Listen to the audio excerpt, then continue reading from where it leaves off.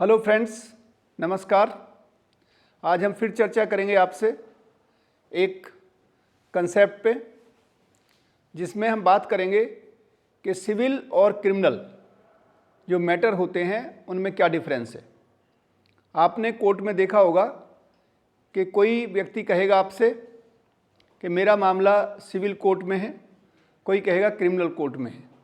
तो इन दोनों में क्या अंतर है, इस पे आज हम आपसे बात करेंगे।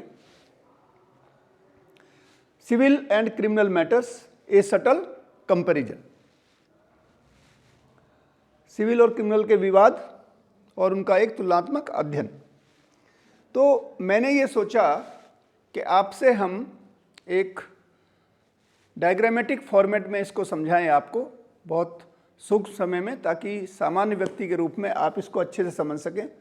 तो अगर कोई भी कार्य या कार्य को न किए जाना, अगर किसी भी कानून में वो प्रतिबंधित है, तो उसे हम क्या कहते हैं? गलत होना कहते हैं, रॉन्ग। रॉन्ग शब्द भारतीय जो न्यायिक व्यवस्था है उसमें नहीं है, लेकिन आपको मालूम है कि जो हमारे नए कानून बने हैं उससे पहले जो आईपीसी थी, सीआरपीसी थी, या इंडियन एविडेंस एक्ट, या बाकी के जो भी हमारे कानून हैं, उनमें से अधिकांश ब्रिटिश सरकार के द्वारा, हमारा जब देश अंग्रेज़ों के साथ गुलाम था तब ये देश के कानून बनाए गए। तो ये रॉन्ग शब्द ब्रिटिश लीगल सिस्टम से लिया हुआ है। तो अगर कोई भी कार्य आप करते हैं या कार्य करने से नहीं करते, उस कार्य को विरत रहते हैं, तो वो कानून की दृष्टि में रॉन्ग है। यहाँ तक सिविल और क्रिमिनल मामले एक समान हैं। अब अगर कोर्ट उसको किस ढंग से देखता है, कोर्ट में उसमें किस प्रकार से उसमें कार्रवाई होती है, इस आधार पर आप उसे डिसाइड करेंगे कि ये मामला सिविल है या क्रिमिनल है। आपको बहुत पहले मैंने एक बातचीत के दौरान बताया था कि जो क्राइम है, क्राइम हमेशा स्टेट के अगेंस्ट होता है, क्योंकि जब ये राज्य की उत्पत्ति हुई तो ये माना गया कि राज्य हमारी सुरक्षा करेगा, हमारे जान और माल की सुरक्षा करेगा। इसलिए जब भी कोई क्राइम होता है तो वो स्टेट के अगेंस्ट क्राइम होता है।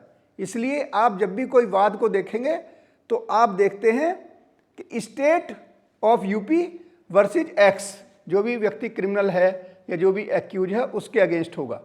और पहला जो पार्टी होती है किसी भी वाद में, वो होती है जिसने सबसे पहले दरवाजा जाके खटखटाया, यानी कि पिटिशनर।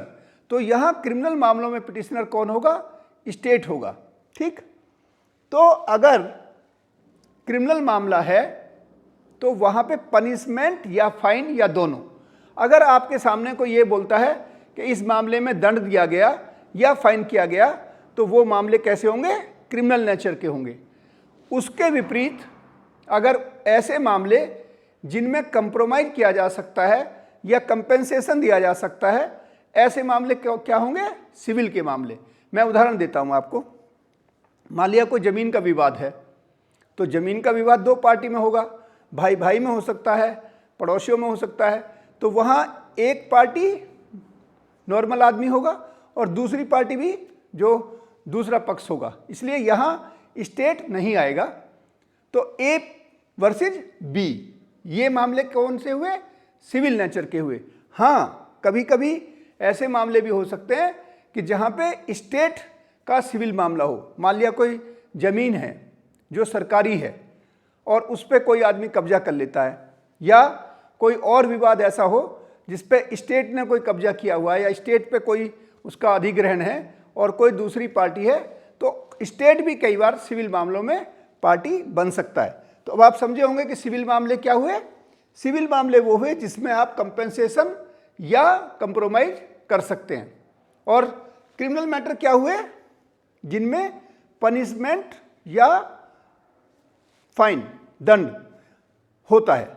ऐसे मामले क्रिमिनल कहलाते हैं। अब थोड़ा और अगर हम इसको देखें तो सिविल मामलों में जो हमारा एविडेंस है उसकी कैसी प्रवृत्ति होनी चाहिए, उसकी नेचर कैसी होनी चाहिए, तो उसमें प्रीपोंडरेंस ऑफ प्रोबेबिलिटी।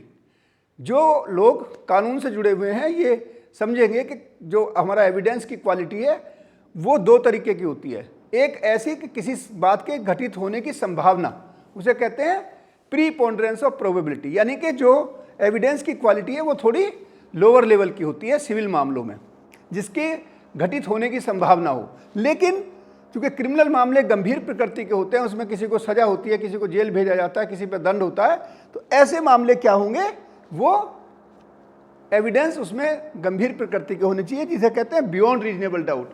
कि जब भी कोई आप निर्णय ले रहे हैं किसी में क्रिमिनल मामले में डिसाइड करने के लिए, तो उनका नेचर कैसा होना चाहिए, वो गंभीर प्रकृति का है और एविडेंस उसमें उच्च क्वालिटी के होने चाहिए, जिससे किसी प्रकार का कोई संदेह ना रहे, बियॉन्ड रीजनेबल डाउट।